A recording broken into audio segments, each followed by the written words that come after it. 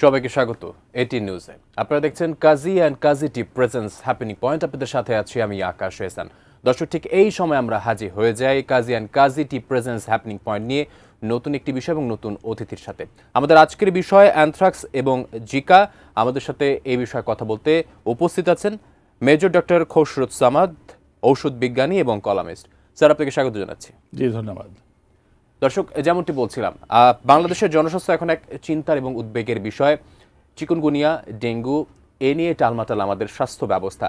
তার পাশাপাশি অ্যানথ্রাক্স এবং জিকা চোখ রাঙাচ্ছে। আমাদের কি পদক্ষেপ নেওয়া প্রয়োজন এবং আমাদের কিভাবে সচেতন হয়ে সামনের দিনগুলোকে মোকাবেলা করা প্রয়োজন, সে ব্যাপারগুলো নিয়ে আমরা আজকে আলোচনা করব এবং আমরা কতটা প্রস্তুত আছি সেই বিষয়গুলো নিয়ে আমরা আজকে আলোচনা করব আমাদের আগত অতিথির কাছে।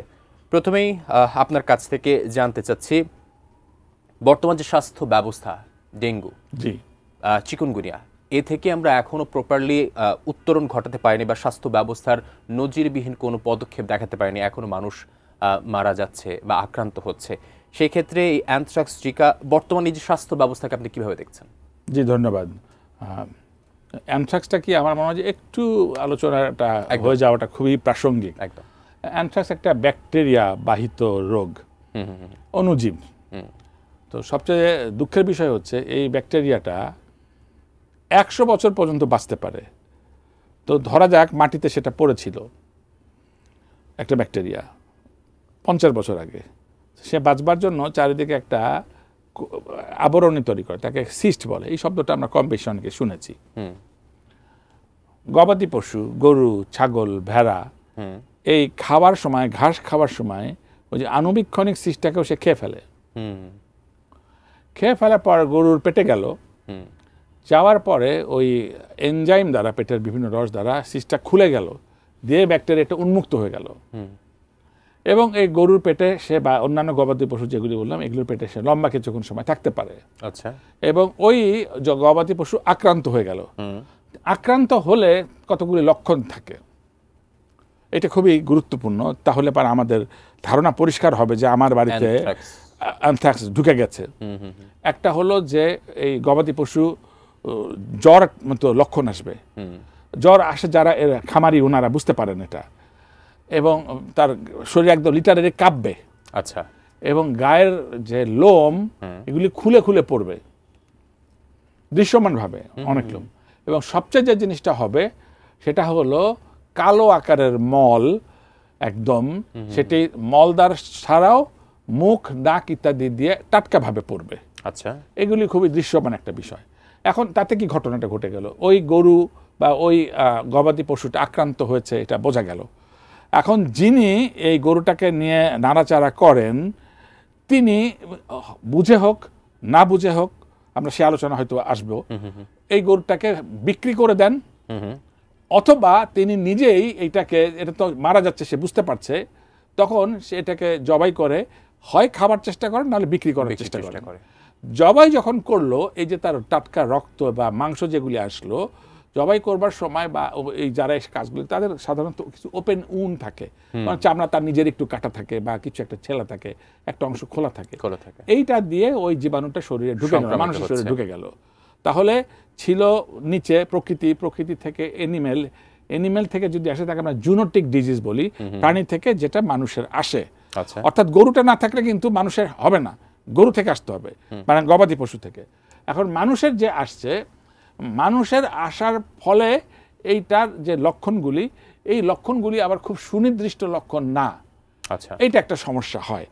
কিন্তু এক একজনের ক্ষেত্রে এক এক হতে পারে। কতগুলো প্রোটোটাইপ সমস্যা আছে। একটা হচ্ছে জ্বর হবে, মাথা ব্যথা হবে, দুর্বলতা হবে, বমি বমি মাগবে, চোখ লাল হবে, এগুলি বলা আছে। কিন্তু যেইটা লক্ষণটা যেটা বিশেষ গুরুত্বপূর্ণ, উনি যদি এই অ্যানিমেল হ্যান্ডলার্স হন, তাহলে পারে এটাকে আমরা নোটিশ করব। এবং এইটা এখন পর্যন্ত একটা এলাকাতে সুনির্দিষ্ট আছে বা ছড়িয়ে পড়ছে। এখন পর্যন্ত জনসচেতনতা দিয়েই আমাদের এলাকা ভিত্তিক যদি আমরা রাখতে পারি, তাহলে পারেই আমাদের এর সাফল্যটা থাকবে এবং এটাকে আমরা নিয়ন্ত্রণ করতে পারবো। এই ক্ষেত্রে যদি আমি, যেহেতু আপনি বললেন যে নির্দিষ্ট এলাকার মধ্যে থাকলে সচেতনতার দ্বারা, ইমপ্রুভমেন্টের মাধ্যমে আমরা এটাকে রোধ করতে পারি, সেক্ষেত্রে এটি যদি ডেঙ্গু বা চিকুনগুনিয়ার মতো মহামারী হয়ে যায় বা প্রত্যেকটি জেলায় জেলায় হয়ে যায়, সেক্ষেত্রে আসলে কতটা ভয়ঙ্কর হতে পারে আমাদের জন্য? জি, নিঃসন্দেহে ভয়ঙ্কর হবে। এবং আমি আশাবাদী কথাও পাশাপাশি উচ্চারণ করতে পারি। ধরেন আমাদের দেশে কোভিডের অভিজ্ঞতা তো বেশি দিন আগে না। একদমই। আমরা এই টেলিভিশনের এই রুমে বসেই আমরা বহুবারই আলোচনা করেছি এবং আলোচনা শেষে ইতিবাচক আলোচনাও হয়েছে। এবং আমাদের যে প্রত্যাশার জায়গা ছিল, সারা পৃথিবীতে লাখো লাখো মানুষের হয়েছে এবং হাজার হাজার মানুষ মারা গেছে, বাংলাদেশেও তাই হয়েছে। এবং সেটাকে খুবই সাকসেসফুলি আমরা নিয়ন্ত্রণ করতে পেরেছি কি দ্বারা?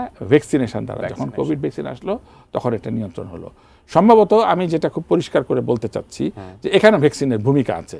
ভ্যাকসিনটা এই যে অ্যানথ্রাক্সের ভ্যাকসিন, এটা পশুকে দেওয়া হয়, গবাদি পশুকে দেওয়া হয়। গবাদি পশুকে কি কি ভ্যাকসিন দেওয়া হয় সাধারণত খামারিরা জানেন, এবং তাদের উচিত হচ্ছে নিকটস্থ লাইভ স্টক অফিসে, যেখানে প্রাণী চিকিৎসকরা থাকেন, গবাদি পশুর চিকিৎসকরা থাকেন, তারাও এরকম কার্ড মেনটেন করেন, তাদের কাছে যে নিয়মিত ভ্যাকসিন নিয়ে আসা। নিয়মিত ভ্যাকসিন নিলে কিন্তু এই সমস্যাটা হতো না।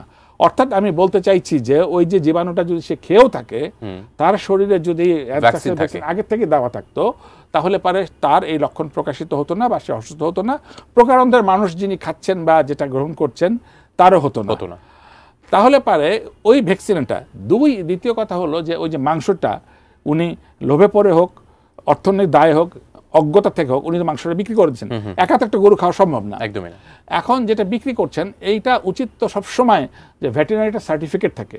আমরা ঢাকা শহরে যেখানেই করি না কেন, কারণ বাজারে এখানে মাংস বিক্রি হয়, বা বাংলাদেশের প্রত্যন্ত অঞ্চলেই তো বিক্রি হবে, এটাই তো স্বাভাবিক, বড় দেশ।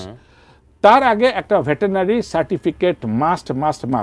অর্থাৎ এই পশুটি অসুখ মুক্ত, এই তথ্যটি বা এই স্বীকৃতি বা এই সার্টিফিকেটটা দিবেন একজন ভেটেরিনারি সার্জন। তারপর এই সার্টিফিকেট অনুযায়ী কেবল মাংস বিক্রি করা সম্ভব। কিন্তু আমরা দেখেছি যে আপনি কি কখনো এটা চেক করে দেখেছি?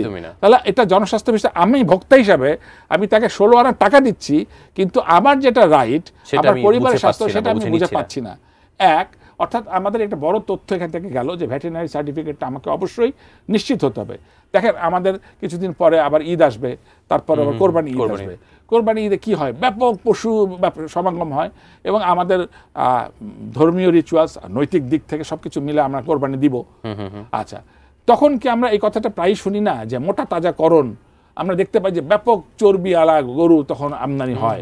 তাহলে এইরকম আমাদের মাথায় ঢুকে গেছে যে মোটা তাজাকরণ মানে কি? তাহলে স্বাভাবিক একটা প্রক্রিয়া না।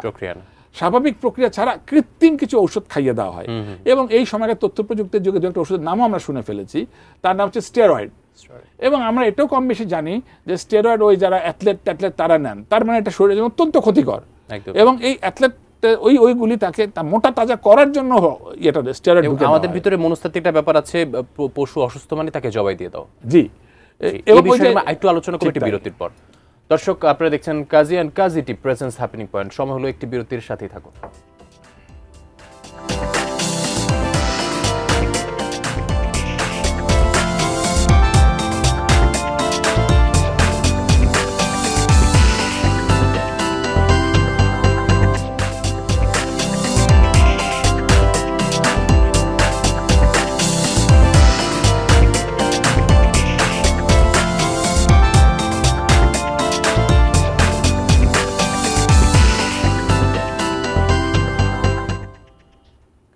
দর্শক, বিরতির পর আবারও স্বাগত Kazi and Kazi tip presents happening point. আমরা ফিরে যাচ্ছি আলোচনায়। আমরা আলোচনা করছিলাম আসলে অ্যানথ্রাক্স নিয়ে। এই যদি লক্ষ্য করি, আমরা আসলে বলতে চাই আসলে স্বাস্থ্য মন্ত্রণালয় আছে, স্থানীয় সরকার মন্ত্রণালয় আছে এবং প্রাণী সম্পদ মন্ত্রণালয় আছে। এই তিনটি সংস্থার মধ্যে কি সমন্বয়তার অভাব, নাকি আপনি বলবেন যে আসলে কোনো নির্দিষ্ট কিছু পদক্ষেপগত ভুলের কারণে এই বিষয়গুলো বারবার মাথাচাড়া দিয়ে উঠছে, বা প্রতি কোরবানির আগে আমরা শুনতে পাই অ্যানথ্রাক্স বা জিকা বা বিভিন্ন ধরনের রোগের প্রাদুর্ভাব বেড়ে যাচ্ছে? কি বলবেন? জি, নিঃসন্দেহে এটা কিছু তো ঘাটতি আছেই। এগুলো আসলে ওয়ান স্টেপ সার্ভিস হওয়া উচিত, সমন্বয়। যেমন ধরা যাক যে ওই গরুটার যদি সংক্রমণ না হতো তাহলে তো মানুষের আসতো না, তাহলে প্রাথমিকভাবে আমি প্রাণী সম্পদকে মনে করতে পারি। কিন্তু প্রাণী সম্পদ এটাকে এককভাবে শুধু তাকে আমি ব্লেম দিলাম, যে মানুষ যেটা কিনছে তার সচেতনতা, মানুষ যদি না কিনতো ওইটা তাহলে তার হতো না। তাহলে সেই সচেতনতা তার ভেতরে তৈরি হয়নি। তাহলে সচেতনতা আবার স্বাস্থ্যের কোন পরিমণ্ডল দেখবে? এটা আসলে কমিউনিটি বেসড অ্যাপ্রোচ বলি আমরা, যে অসুখ হওয়ার আগের থেকেই সচেতন হয়ে যাওয়া। আমার অসুখ হয়ে গেছে অ্যানথ্রাক্স, তখন আমার চিকিৎসা নাই, হাসপাতাল ডাক্তার পেলাম না, অক্সিজেন নাই, কেন হইচই শুরু করতেই পারি আমি। কিন্তু তার আগে যদি আমি সচেতনটা হয়ে যদি গরুর মাংসটি ওই আক্রান্ত মাংসটি যদি না খেতাম তাহলে কিন্তু হতো না। তাহলে পারে এই সচেতনতার জন্য আমি নিঃসন্দেহে এটিএনকে একটি ধন্যবাদ দিতে পারি যে এইটা বাংলাদেশে কেবল আসছে। আমি দু একজনের সাথে কথা ধূত ওইটা তো হবেই না, ওইটাতে কি আছে, কিন্তু এই তথ্য যখন যাচ্ছে যে মানুষের নিজের জীবন থেকে তোর বড় কিছু নাই, তখন আমার মাঝে যখন প্রশ্নবিদ্ধ যে আমাদের মাংস খাওয়াটা হচ্ছে এক ধরনের আভিজাত্য। আমরা রেড মিট নিয়ে এখানে বসে কথা বলেছি যে এটা একটা সার্টেন এজের পর এটা আমাদের কোলেস্টেরলকে আরো বাড়ায়। অর্থাৎ আমার বিকল্প খাদ্য যেখানে আছে, যদি আমার সন্দেহ হয় তাহলে সেটার বদলে আমার বিকল্প খাদ্য গ্রহণ করাটা হতে পারে, কিন্তু আমার অর্থনীতি দেখতে হবে। কিন্তু তার মানে এই না যে আমি অসুস্থ গরুকেও আমি এটাকে করব।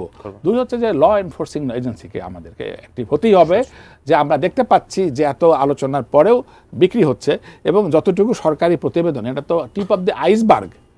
আমাদেরকে আমরা সম্পূর্ণ ভিজিলেন্সকে নিয়ে যেতে পারছি। আমরা আগে ফার্মাকো ভিজিলেন্স বলি, অর্থাৎ আমরা এই কতটুকু এটা হয়েছে তৃণমূল অঞ্চলে আমাদের কাছে বিচ্ছিন্ন কিছু কিছু এলাকার যেটা রিপোর্টেড ডাক্তারের কাছে এসছে, ফলে ডাক্তার রিপোর্ট করতে পেরেছেন। কিন্তু যেগুলি ডাক্তার কাছে আসে নাই তারা হয়তো বুঝতেই পারে না এটা তরকা রোগ। এটা তরকা হচ্ছে তার আঞ্চলিক ভাষায় বলে তরকা, তারা বুঝতেই পারে নাই, কারণ রোগটা এখন পর্যন্ত আমরা ওইভাবে আলোচনাটা নিয়ে যেতে পারি। গ্যাস্ট্রিক ওষুধ না পাওয়া, নরমাল ওষুধ খেয়ে তারা বা ফার্মেসি থেকে একটি অ্যান্টিবায়োটিক নিয়ে তারা সুস্থ হয়ে যায় আর চিন্তা ভাবনা করে। এক্ষেত্রে আরেকটি বিষয় আমাদের বিষয়ের সাথে আসছে আসলে জিকা ভাইরাস। সেক্ষেত্রে অনেকে আসলে অ্যানথ্রাক্স এবং জিকাকে মিলিয়ে ফেলে। আসলে প্রাথমিক অর্থে আমরা কিভাবে দুটিকে পার্থক্য কি বলতে পারি বা কি বলবেন ব্যাপারে? জি, একেবারেই ভিন্ন অসুখ। আমরা অ্যানথ্রাক্স নিয়ে আলোচনা করেছি, আমার মনে হচ্ছে প্রাথমিক এই আলোচনাটাই আপাতত চলে।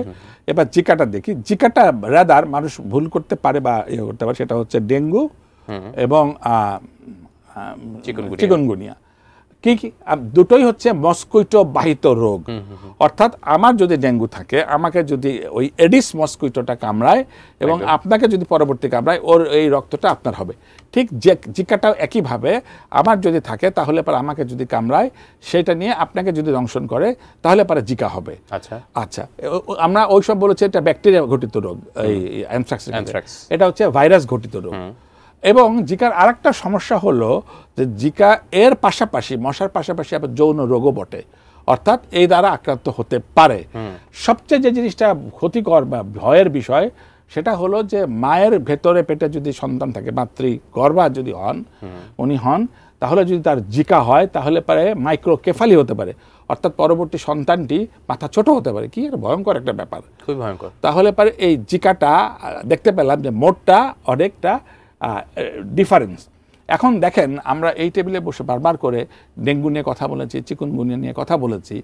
10 কথার এক কথাটা কি? 10 কথার এক কথাটা হলো যে নো মশা, নো এডিস মশা সমান সমান নো ডেঙ্গু বা নো চিকুনগুনিয়া, কম মশা সমান সমান কম ডেঙ্গু। বা ঠিক একইভাবে আমাদের এই আলোচনার 1 বছর পেরিয়ে গেছে, আমাদের দৃশ্যমান ভাবে এই টেবিল টক করা ছাড়া আমরা কি কোনো মশার কমতি দেখতে পাই? একদমই না। কিন্তু আমরা আগে বলা হতো যে আগস্ট মাস এটা হচ্ছে বৃষ্টির মৌসুম, কিন্তু এই আগস্ট মাস তো হঠাৎ করে আসে নাই। তাহলে পারে আগের থেকেই আমাদের এই অ্যান্টিসিপেট করা উচিত ছিল যে এটা আগস্ট মাস আসবে। ঢাকা উত্তরে কত হতে পারে, ঢাকা দক্ষিণে কত হতে পারে, আমাদের তো আইডিয়া আছে। 5 বছরের গড় করে তাকে অ্যাভারেজ করলেই তো বুঝতে পারছি। সূত্রাপুরে সবচেয়ে বেশি হয় কারণ সবচেয়ে ঘনবসতি। সুতরাং আগের থেকে স্প্রে করা এবং অন্যান্য যে সমস্ত লার্ভিসাইড বা অন্যান্য যে প্রসিডিওরগুলি ছিল সেইগুলি যদি আমরা ফর্মুলেটেড ভাবে, ক্যালকুলেটেড ভাবে যদি করতে পারতাম, তবে আমরা নিশ্চিত যে আজকে মশাটা কম থাকতো এবং জিকা যে নতুন একটা থ্রেট নিয়ে এসছে, এই প্যানিকটাও অনেক কম হতো। ইতোমধ্যে আমরা জানতে পেরেছি ঢাকা একজন জিকা ভাইরাসে শনাক্ত হয়েছে। আসলে একের পর এক রোগের যে আঘাত জনস্বাস্থ্যের উপর একটা বিরাট চাপ বলা যেতেই পারে। সেক্ষেত্রে আসলে আমাদের গবেষণা এবং প্রতিরোধমূলক ব্যবস্থা নিয়ে আপনি কথা বলছিলেন। আসলে এখানে ইম্প্রোভাইজেশনের জায়গা কোথায় আসলে মূল দৃষ্টিতে দেওয়া প্রয়োজন বলে মনে করছেন? জি, আসলে ওই আমরা 12 হাত কাপড় দিয়ে 13 হাত শরীর ঢাকি, তো এটা সব কিছুকেই একসাথে করতে হবে। আমাদের স্বাস্থ্য খাতের বাজেট আমরা বারবার করে বলেছি যে এটা সুষম না জিডিপির পার্সপেক্টিভে। এবং যে কোনো একটা উন্নত দেশের পার্সপেক্টিভে আমি একটা উদাহরণটা ছোট করতে চাইছি না আমার দেশকে, কিন্তু আমি বলতে চাচ্ছি দৃশ্যমানভাবে বড় করতে হবে। 2, এই যে বাজেটটাকে প্রপারলি প্রপোর্শনেট করতে হবে। একটা তার গবেষণা আছে, একটা তার চিকিৎসা আছে, একটা তার অবকাঠামো আছে, তার বেতন আছে। এখন গবেষণার প্রশ্নটা আমরা দেখতে পাই বাড়ি 12 বছর ধরে ফল হচ্ছে, বাউকুল হচ্ছে, মাছের বৃদ্ধি হচ্ছে। ওরা যতটুকু আমাদেরকে অগ্রগণ্যতা দিয়েছে এই গবেষণাকে, চিকিৎসা বিজ্ঞানে গবেষণার হার টোটাল জিডিপি 0.03%, 1 ডিজিটেও পৌঁছাইতে পারে নাই। তাহলে এটাকে বাড়াতে হবে এবং 2-3টা ভাবে, এই যে কমিউনিটি বেজ অ্যাপ্রোচ যেটা বললাম, আগের থেকে যেন না হয়। যেমন ভ্যাকসিনটা আমাকে দাওয়াতে হবে, আমরা ডেঙ্গু ভ্যাকসিন নিয়ে অনেক কথা বলেছি, কিন্তু আমাদের অন গ্রাউন্ডে ডেঙ্গু ভ্যাকসিন কিন্তু আমরা এখন পর্যন্ত আপনি কেউই পাই নাই। অর্থাৎ আমরা যদি একটু প্রিভিলেজ সোসাইটি ধরেও থাকি, আমি খুব স্পষ্ট আচরণ করে বলছি, তাহলে অন্যরা কোথায় যাবে? তার মানে আমরা অদ্যবধি কোনো ডেঙ্গু ভ্যাকসিন অন গ্রাউন্ডে পাই নাই। তাহলে পারে ওই ডেঙ্গু ভ্যাকসিন যদি পাইতাম, তাহলে পারে মশা প্রকারান্তরের অন্যান্য ভয়গুলিও আমাদের অনেকটাই কমে যেত। আমি একটু আবার যদি জিকা ভাইরাসের দিকে একটু লক্ষ্য করতে চাই, মানুষ অনেকে ভাবে, যেমন বলছিলেন যে জিকা ভাইরাসটা গর্ভবতী মার সন্তানের মাথা ছোট, খুব ভয়াবহ একটা ব্যাপার।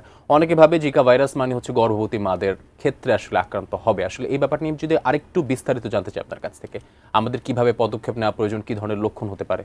জি, আলোচনা অত্যন্ত পরিষ্কার। ঠিক যেভাবে আমরা বলেছি একটু আগেই যে ডেঙ্গু হয় বা চিকুনগুনিয়া হয়, একইভাবে হবে। আমি উদাহরণ দিয়েছি যে আমার যদি থাকে হয়ে থাকে, আমার রক্তে যদি থাকে, আমাকে এডিস একটা মশা আছে, আমরা এর মধ্যে জেনে গেছি, দিনের বেলা সে মশাটি থাকে। আমরা যেখানে আরবান প্রবলেমগুলো, যেখানে টব, এগুলো আমরা অনেকবার বলেছি, টায়ার, পানি, স্ট্যাগন্যান্ট পানি, এগুলোতে ডিম পারে তারা। এইটা যদি দংশন ছাড়া কোনো ক্রমে যাবে না, এবং একজন যে আক্রান্ত, তাকে আক্রান্ত থেকে মশাটি গ্রহণ করবে, আরেকজনকে করার পরে সে আক্রান্ত হবে। আমাদের নরমাল জ্বর, ঠান্ডা এই ধরনের সমস্যা হতে পারে জিকা ভাইরাস আক্রান্ত। হ্যাঁ, সমস্যাটা হলো যে এই 3টা রোগ, আবারও বলছি, ডেঙ্গু, চিকুনগুনিয়া এবং জিকার, এর প্রাথমিক লক্ষণ একদমই এক। ফলে সাধারণ মানুষের একটু অস্বস্তি হতে পারে। এবং আমি খুবই স্পেসিফিক রেশনালিও বলতে চাই যে একটা ডাক্তারেরও একদমই ক্লিনিক্যালি দেখে সুনিশ্চিতভাবে বলাটা খুবই কঠিন হয়ে যাবে যে এটা ডেঙ্গু না জিকা না চিকুনগুনিয়া। সেক্ষেত্রে ল্যাবরেটরির আশ্রয় নেওয়াটা ডাক্তার সাধারণত নিয়ে থাকেন, এবং তার মধ্যে নিশ্চিত হন যে এই 3টার কোনোটি নাকি এটা আবার ফ্লু ধরনের একটা সিনড্রোম হতে পারে।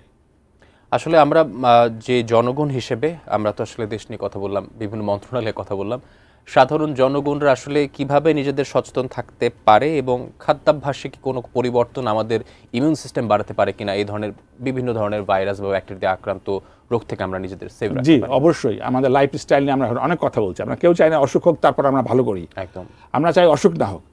লাইফস্টাইলে এখন আমরা কি দেখতে পাচ্ছি, আমাদের খাবারের ভেতরে আমরা ফাস্ট ফুডের কথা বলেছি, সোডা জাতীয় খাবারের কথা বলেছি, এগুলি আমরা খাবো না।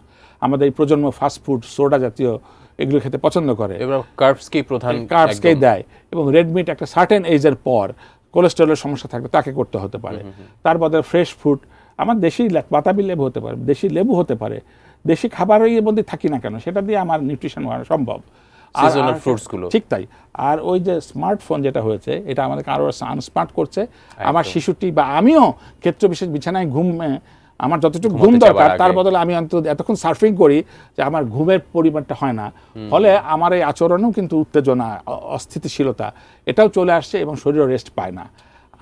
এবং কিছুটা হাঁটা, এই নিয়মিত বিশ্রাম নেওয়া, এবং এই যে বললাম যে সুষম খাদ্য, এই 3টার মধ্যে যদি আমরা থাকবার চেষ্টা করি, তাহলে অনেক অসুখ থেকেই আমাদের ইমিউনিটি তৈরি হবে, এবং অনেক অসুখ বিরুদ্ধে ইমিউনিটি তৈরি হবে, এবং আমরা অনেকটাই ভালো থাকবো বলে আমার বিশ্বাস। অনেকগুলো গুরুত্বপূর্ণ তথ্য আপনার কাছ থেকে জানতে পারলাম। আসলে সমস্যা এবং সম্ভাবনা মিলিয়ে আমাদের দেশ, আমরা সমাধানের পথে এগিয়ে যাব এবং সুস্থ সুন্দর একটি বাংলাদেশের প্রত্যাশা করছি। অসংখ্য ধন্যবাদ আপনাকে আমাদের সাথে যুক্ত হওয়ার জন্য। জি, আপনাকেও ধন্যবাদ। এই অনুষ্ঠানের নেপথ্যে যারা কলাকুশলী আছেন তাদেরকেও ধন্যবাদ, এবং আজকের দ্বারা দর্শক এই সময় দেখলেন তাদেরকেও ধন্যবাদ জানাই। দর্শক, আপনারা দেখছিলেন Kazi and Kazi presents happening point. এই ছিল আজকের আয়োজন। এতক্ষণ সাথে থাকার জন্য ধন্যবাদ সবাই।